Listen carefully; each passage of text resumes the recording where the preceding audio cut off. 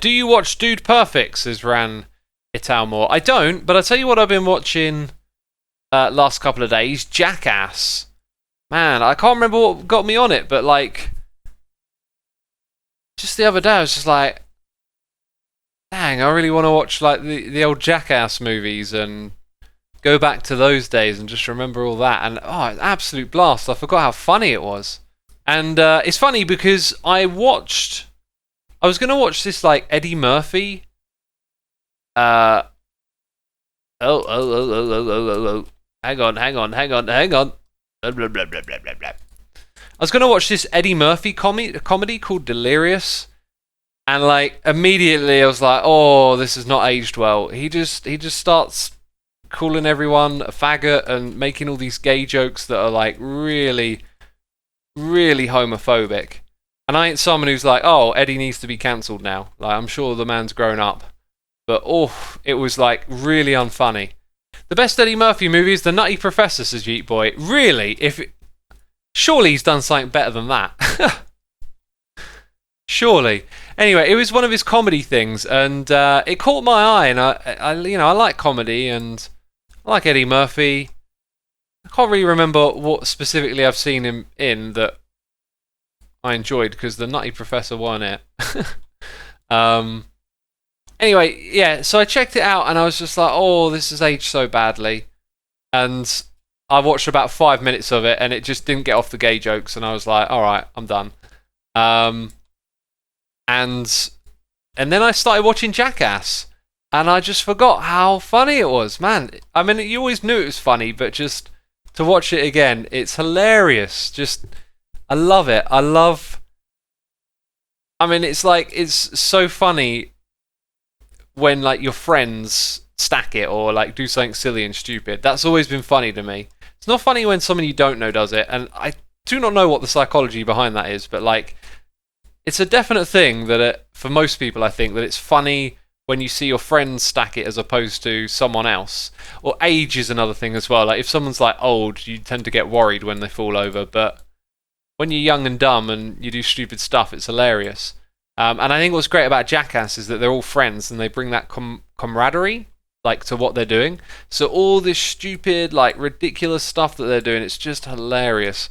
And there was one thing that I thought aged potentially badly with it, is perhaps the treatment of animals. I kind of realised that like there's a lot of animals that are probably definitely not going to be enjoying the situation that they're put in. And I don't know if it's a today tomorrow thing, or perhaps people were upset with it then as well. But I feel like in that show, you know, where the times have moved on, maybe people would frown upon how they treated some of the animals. I mean, they never really like harmed or hurt them directly, but they definitely put them in situations that would stress them out and not in any way be fun, but still utterly hilarious. One of the other things I love on Jackass is the when they dress up as old people, like, and then just be ridiculous to people in the public. That stuff's utterly hilarious. I love that. It's just catching people off guard and doing things that are just totally out of the norm and unexpected. It's really funny to see how people react and get uncomfortable. And I mentioned this before in the past, but like stuff like Jackass has like influenced a lot of the influencers, as they call them, you know, people making like prank videos and jokes on TikTok or whatever. A lot of that kind of culture, in a way, has this sort of trail back to something like Jackass. And I don't really engage with any of that stuff anymore, but it's just a curious thought. It's really nice to have a laugh, like where we're in lockdown and not seeing people as much. Like usually laugh with your mates, didn't you, and have a good time. And lately, I think I've just been craving a bit of comedy. That's why I probably watched that Eddie Murphy. Watching that Eddie Murphy thing because I just wanted a bit of a laugh. That's probably then what turned me on to Jackass. Oh, you know what used to make me really crack up? Jackass. Let's go watch that. And I'm going to watch the CKY videos again at some point. Those were other classics from the days of youth gone by. Did you watch the new Borat, says Turtleneck Travis? I did. I thought it was pretty funny overall. So I find I find like in the original Borat, I feel like all of his experiments with the public were really like spot on. And then since then, in his other movies and things he's done that are similar, like that series he did recently in America, I just feel like he goes too far into the absurd so that you can't really like put it on anyone. But like, you know, when Borat goes into that bar and sings "Throw the Jews Down the Well," it's like hilarious at how terrible what he's saying is, and yet how like people are actually not batting an eyelid at it, right?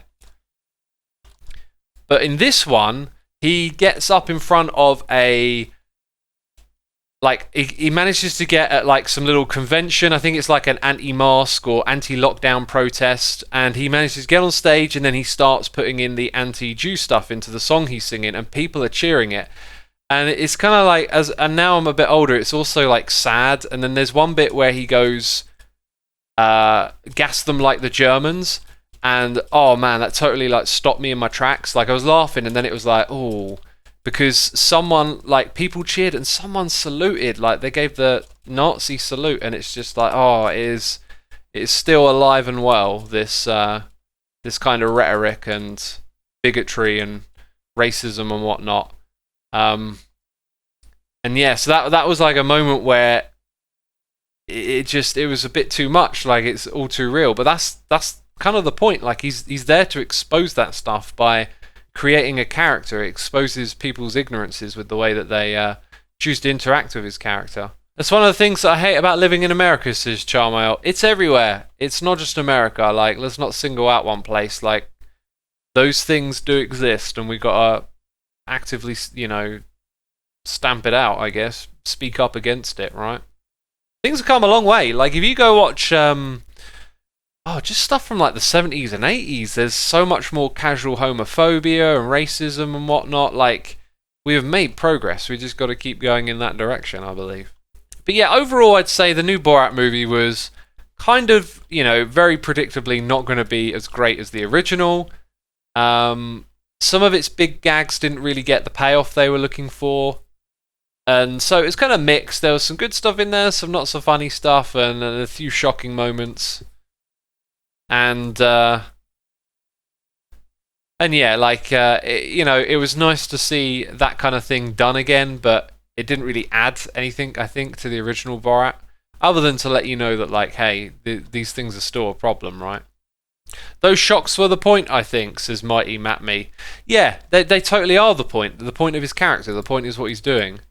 You know, some people might interpret those things the other way around, as if him singing those songs are him being racist, which I think, you know, maybe it's easy to make that kind of mistake, but really it's about him exposing it. Like, through a character, you can show how people interact with that character. You know, he plays a stereotype, right? Like, he's preying on people's bigotries towards other people because they think, oh, you have this accent, this skin color, therefore you're going to act and behave in a particular way.